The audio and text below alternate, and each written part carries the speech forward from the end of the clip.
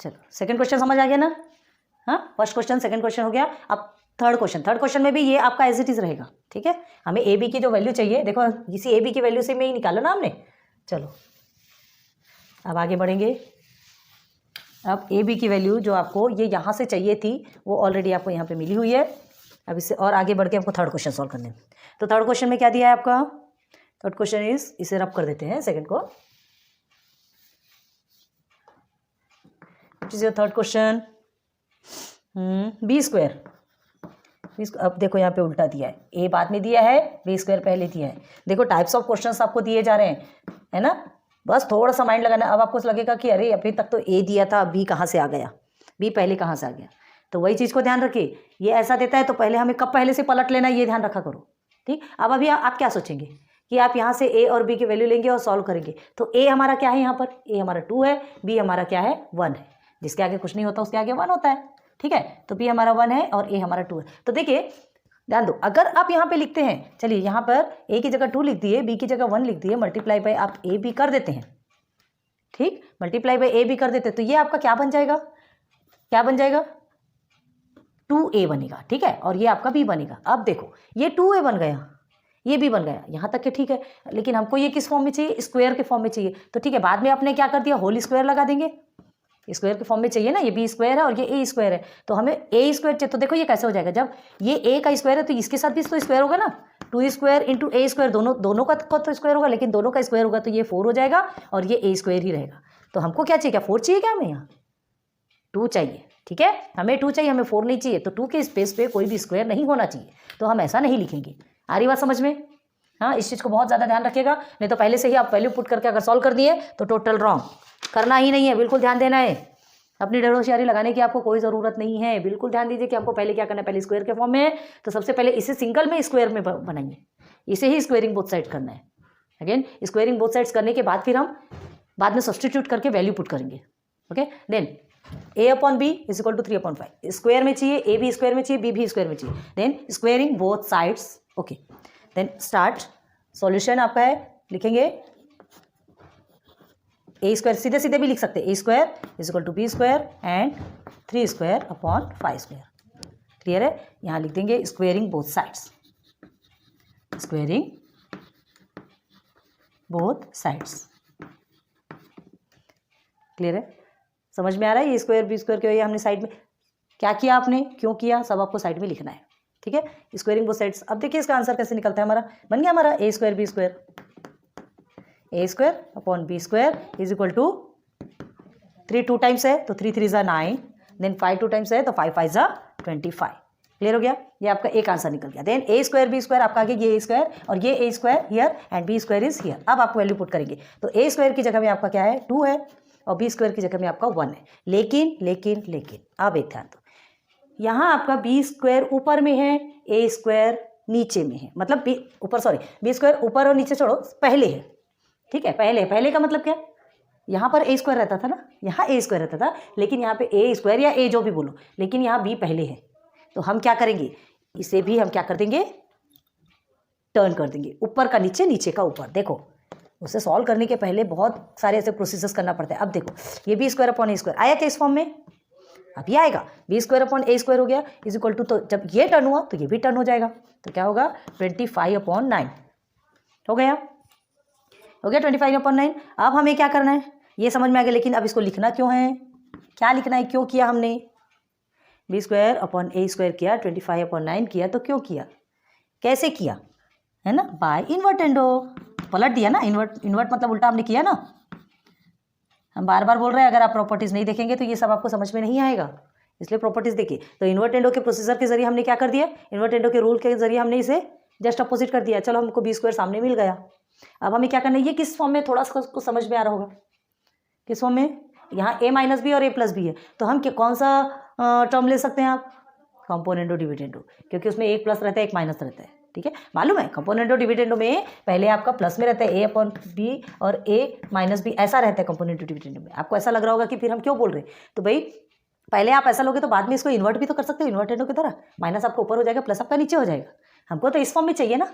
हमने क्या कहा कि कहीं भी आप कहाँ कंपोनेंडो डिविडेंडो इन्वर्टेंडो अल्टरनेंडो क्या क्या लगाना है, ये सब आपको यहाँ बहुत शार्प माइंड लेके धीरे से करके बैठ के देखना होगा, लेकिन अब आपको समझ आ गया होगा, अब आपको उतना माइंड लगाने की जरूरत नहीं है, ये हमें पता है। चलो अब इसे क्या करेंगे, ये हमारा आ गया, तो अब हमको क्या करना है, यहाँ पर हम कंपोनेंडो डिविडेंडो फॉर्मूला लगाएंगे। ठीक है, तो देखिए अब क्या लिखेंगे, कंपोनेंडो डिविडेंडो लगाना है तो बी स्क्वायर, ठीक है, माइनस आपका ये क्या है, ए स्क्वायर है ना, तो ये बी स्क्वायर क्या है आपका 1 है। हाँ, तो पहले देखिए बी स्क्वायर आपका 1 है, इसे मल्टीप्लाई ए स्क्वायर कितना है आपका 2 है, ये देखिए ए स्क्वायर 2 है 2, तो ए स्क्वायर 2 हो गया। अब ये दोनों को मल्टीप्लाई करेंगे, बी स्क्वायर अपॉन ए स्क्वायर। अब 25 और 9 इस साइड हमने किया, तो इस साइड भी सेम करेंगे। चलो सेम किए करेंगे तो क्या होगा 25 अपॉन 9, ठीक है, दोनों का होल स्क्वायर कर लो, कोई बात नहीं।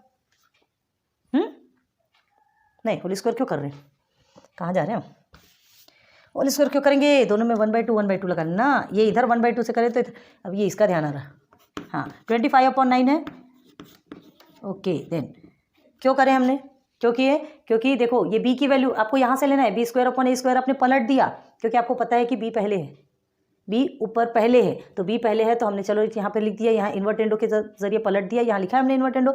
अब ये जो बी स्क्वायर है, बी स्क्वायर की वैल्यू क्या है 1, हमने बताया था जिसके सामने कुछ नहीं होता उसके सामने 1 होता है, और ए स्क्वायर की वैल्यू है, या ए की वैल्यू बोलो जो कुछ भी हो, ए की वैल्यू आपकी 2 है, हो गया। तो ये आपका क्या बन जाएगा, सॉल्यूशन हो जाएगा। और ये अगर सॉल्यूशन निकालना है तो इसको भी एज इट इज करना पड़ेगा, इसे 1/2 से किया तो इसे भी 1/2 से करना पड़ेगा, रूल है left hand side is equal to right hand side. Clear हो गया। चलो नाउ अब क्या करना है आपको, इसे सॉल्व करेंगे तो क्या बनेगा आपका, देयरफॉर 1b स्क्वायर भी लिख सकते हो या b स्क्वायर भी लिख सकते हो, वो आपकी मर्जी है, और 2 multiply by A square is equal to 2a square. ठीक है, अब यहाँ पर 25, 1 से 25 को मल्टीप्लाई करेंगे 25, यहाँ 9 2 ज़ा 18, क्या हो गया 9 2 ज़ा 18, ये आ गया आपका B square upon 2a square का की वैल्यू। देखो बी स्क्वायर और 2 स्क्वायर मतलब ए की भी वैल्यू आ गई, बी की भी वैल्यू आ गई, दोनों की वैल्यू मिल गई, दोनों की भी वैल्यू मिल गई, लेकिन हमको किसका चाहिए, ये इस पूरे फॉर्मूले की वैल्यू चाहिए, इस पूरे फ्रैक्शन की वैल्यू चाहिए, एक प्रकार का फ्रैक्शन ही है ना, ये कंपोनेंडो डिविडेंडो नहीं है, भूल से भी मत बोलना, ये आपका फ्रैक्शन,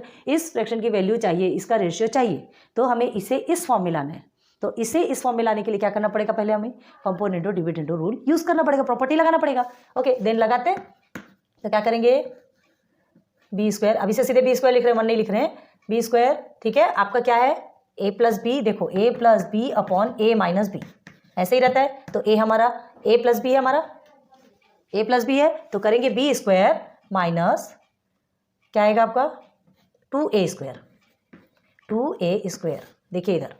अब उसके बाद फिर a माइनस बी आपका क्या होगा बी स्क्वायर, नहीं ऊपर प्लस है नीचे माइनस है, ओके 2a स्क्वायर, कंपोनेंडो में डिविडेंडो में ऐसे ही रहता है ना, कंपोनेंडो डिविडेंडो में ऐसे ही रहता है, क्वेश्चन के जैसा करना है, याद रखो इस क्वेश्चन के जैसा करना है तो हमको कंपोनेंडो डिविडेंडो लगाना है, ए प्लस बी अपॉन ए माइनस बी, लेकिन हमारा यहाँ बी पहले है तो हम पहले ही लिखेंगे क्योंकि हमको इस फॉर्म में लाना है। तो देखो इस फॉर्म में आ गया, बस थोड़ा सा चेंज करना बाकी है, वो इन्वर्टेडो से हो जाएगा, तो ये हमारा एक बन गया। अब पहले इसकी वैल्यू लेंगे, अब इधर हमने ऐसा किया तो इधर भी वैसे ही करेंगे, तो क्या करेंगे 25 प्लस 18 अपॉन 25 माइनस 18, क्यों किया आप पूछेंगे क्यों किया भाई, हमने क्या बोला, एक बार ये जो न्यूमरेटर का डिनोमिनेटर के साथ में प्लस होता है, सेकंड टर्म में न्यूमरेटर का डिनोमिनेटर के साथ में माइनस होता है नीचे में। अब वैसे ही यहाँ पर न्यूमरेटर का डिनोमिनेटर के साथ में प्लस होगा, चाहे नंबर हो चाहे वेरिएबल्स, उससे आपको कोई फर्क नहीं पड़ना। इधर आपने जैसा किया है राइट हैंड साइड में भी सेम करेंगे, ठीक। चलो इज इक्वल टू लिखा है मतलब सेम। अब चलो इसे हमने कुछ नहीं करना है फिलहाल, पहले इसे सॉल्व करेंगे, चलिए बाद में फिर सब एक साथ सॉल्व होते होते ही होगा, ठीक है। चलो ये हो गया हमारा 2a स्क्वायर, ये हो गया is equal to 25 plus 18, 25 plus 18 करेंगे तो आपको कितना मिलता है, 25 प्लस 18 करेंगे कितना मिलेगा 5 13 3 एंड हियर इज 43, ठीक। एंड 25 माइनस 18 करेंगे तो आपको कितना मिलता है 7, हो गया 43/7, 43/7 अभी किसकी वैल्यू निकली, इसकी वैल्यू। लेकिन क्या हमको इसकी वैल्यू चाहिए क्या, बोलो इसकी वैल्यू चाहिए क्या, नहीं हमें किसकी वैल्यू चाहिए, इसकी। तो हम क्या करेंगे, इसे जस्ट अपोजिट करेंगे। लिखो, हाँ यहाँ पर हमने नहीं लिखा, ठीक है, यहाँ पर भी लिखना है आपको। क्या है यहाँ, कंपोनेंडो डिविडेंडो, याद रखो इस चीज़ को, क्या लिखना है, बाय कंपोनेंडो डिविडेंडो। कहाँ कहाँ कौन कौन सी प्रॉपर्टी लग रही है पता होना चाहिए, ठीक है। बाय कंपोनेंट और डिविडेंड। यहाँ प्रॉपर्टी लगी है तभी तो ये ऐसा हुआ ना। अब उसके बाद फिर हमने इसे सॉल्व किया तो ये हमारा यहाँ तक का आंसर्स निकला, यहाँ तक के प्रॉब्लम सॉल्व हुआ। अब ये कट हो सकता क्या, ये और सिंप्लीफाई हो सकता क्या, कहाँ सिंप्लीफाई होगा 7 के टेबल में 43 में कहाँ कुछ होता क्या, कुछ भी नहीं होता। तो इसे हम एज इट इज रखेंगे। बट ये हमारा आंसर नहीं है, हमें आंसर इस फ्रैक्शन का चाहिए, हमें आंसर इसका चाहिए, हमें रेशियो इसका चाहिए। तो अगर हम इसको पलट देंगे तो क्या इसके जैसा दिखेगा, ये दिखेगा। ठीक है, चलो ये नीचे का ऊपर करो, ऊपर का नीचे करो। B square minus 2a square, देख लो ऊपर आ गया, अपॉन में B square plus 2a square. ठीक, अब इसे पलटे हैं तो इसे भी पलटना पड़ेगा, 7/43। क्लियर हो गया, आ गया। अब यहाँ क्या लिखेंगे, कैसे पलटा हमने, by invertendo, by invertendo. Property लिखना है आप लिख सकते हैं, उतना बड़ा लिखने की जरूरत नहीं है। आप सिर्फ मेन नेम बता दीजिए, कंपोनेंट और डिविडेंडो प्रॉपर्टी है कि इन्वर्टेंडो प्रॉपर्टी, कौन सी प्रॉपर्टी है, आपसे प्रॉपर्टी का नाम भी लिख दिए तो चलेगा। ठीक है, हो गया बस।